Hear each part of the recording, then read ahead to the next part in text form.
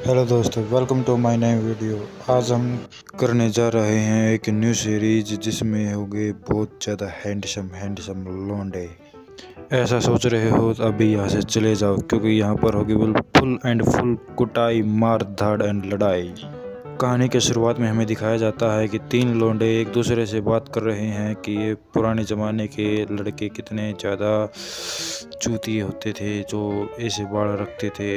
ये ऐसे ही बकवास कर रहे थे कि हमें हमारा असली मेन लीड, हमारा हीरो दिखाया जाता है, जो उनके पीछे सो रहा होता है। वह कह रहा होता है कि मैंने यहाँ पर 10 दिन पहले ही एडमिशन लिया है और यहाँ आते ही मेरी लड़ाई कुछ बंदों से हो चुकी थी, जिनका मैंने मार मार कर कुत्ता बना दिया। यो हमारा मैन लीड जग जाता है, उठकर देखता है कि यहाँ पर बच्चे यहाँ बकवास कर रहे हैं और इधर उधर हिल रहे हैं। उसका यह देखकर गुस्सा आ जाता है कि वह सब उसे इग्नोर कर रहे हैं, क्योंकि कुछ समय पहले ही उसकी कुछ बच्चों के साथ फाइट हो चुकी थी। उसने अकेले ही 10 बंदों को संभाल लिया था और टीचर भी उसको बचला रहा। वह सोचता है कि मैंने कुंफू, कराटे और बॉक्सिंग सभी चीज़ें सीख रखी है, मैंने अकेले ही 10 बच्चों को संभाल लिया था और उन सभी का कुत्ता बना दिया।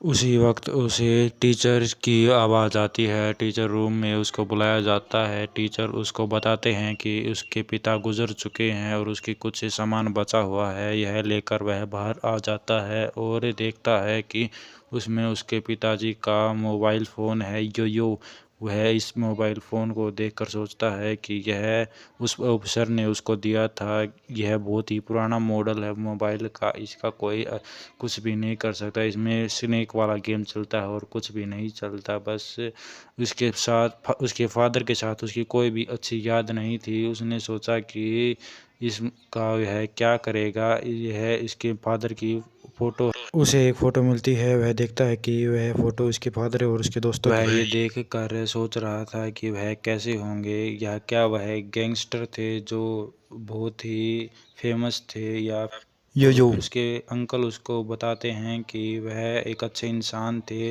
वह फ़ोन को देखता है और एक नंबर पर फ़ोन मिलाता है। आगे से कोई आंसर नहीं देता। कुछ समय बाद एक फ़ोन उसके पास आता है और वह चौंक जाता है, क्योंकि यह फ़ोन एक्सपायर हो चुका था और वह यह चौंक कर इस फ़ोन का आंसर देता है और देने के बारे में सोचता है। वह चौंक कर इस फ़ोन को उठाने की हिम्मत कर लेता है और फ़ोन को उठाता है। उसके अंदर से आवाज़ आती है, हेलो, यह फ़ोन मेरा है, क्या तुम यह फ़ोन मेरे पास लेके आ सकते हो? फिर वह बोलता है, यह भोसड़ी वाले कंपनी के चुप क्या है, यह शांति नहीं रख सकते, साले चूतिए बहन के लंडे कंपनी वाले, तेरी माँ की चूत, आगे से फ़ोन मिलाना तो तेरी माँ चोद दी जाएगी, आगे से कभी भी फ़ोन मत मिलाना। यह सुनकर आगे फ़ोन वाला बहुत ही ज़्यादा गुस्सा हो जाता है। लंडो चूतिया बहन के लोड़ो। यह सब बोलकर वह इस फ़ोन को रखने के बारे में सोचता है और उस फ़ोन को रख देता है। वह फ़ोन रखने के बाद देखता है कि उसके आसपास की जगह बदल चुकी है। वह जहाँ पर था वह अभी वहाँ पर नहीं है और एक इधर उधर छपरी घूम रहे हैं। और वह देखता है कि कुछ लोग आपस में बात कर रहे होते हैं। एक बंदा कहता है कि यो बैंड चौद, और दूसरा बंदा कहता है यो भोसड़ी के। ये लोग स्टाइल में एक दूसरे को गालियाँ दे रहे होते हैं कि उसी समय हमें एक मोटा सांड दिखाया जाता है, जो कहता है, बे ओए चूतिए, तू वही है ना जो हमारे दोस्त का फ़ोन को चुरा कर लेके आया है। एक मोटा लड़का उसके पास आता है और पूछता है, ओए, यह फ़ोन क्या तुम्हारा है? तुम इस फ़ोन के साथ क्या कर रहे हो? यह है फ़ोन तुमने कहाँ से चुराया? तुमने इस फ़ोन को चुराने की ज़रूरत कैसे की?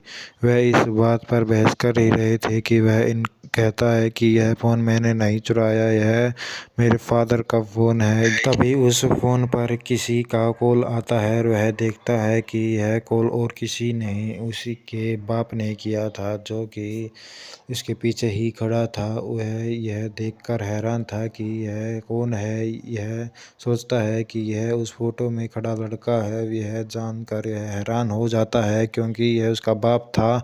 उसने उसको एक घूंसा चेप दिया था और एक ही में उसका नाक से खून निकल चुका था। वह याद करता है कि उसके अंकल ने कहा कि पहले के समय में सभी लोगों को फाइट करना आता था, क्योंकि खली पर चोर चक्के घूमते रहते थे। कोई भी कानून नाम की चीज़ नहीं थी।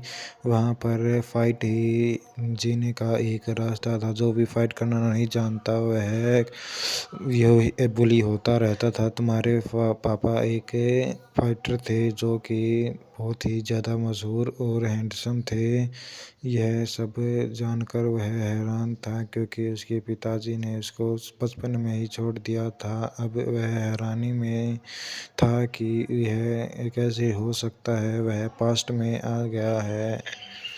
सभी यह सोच रहे थे कि उसके पिताजी ने उसको नॉक कर दिया है, लेकिन सभी हैरान हो जाते हैं जब यह देखते हैं कि उसने उसके पिता को चोक दे दिया है और नीचे गिरा लिया है। उसका पिता को तकलीफ़ हो रही थी और वह दर्द में था। यह सोचकर वह बहुत ज़्यादा खुश था कि वह अपने पिता को सज़ा दे सकेगा और उसके फोड़ सकेगा, अच्छे से कुटाई कर सकेगा।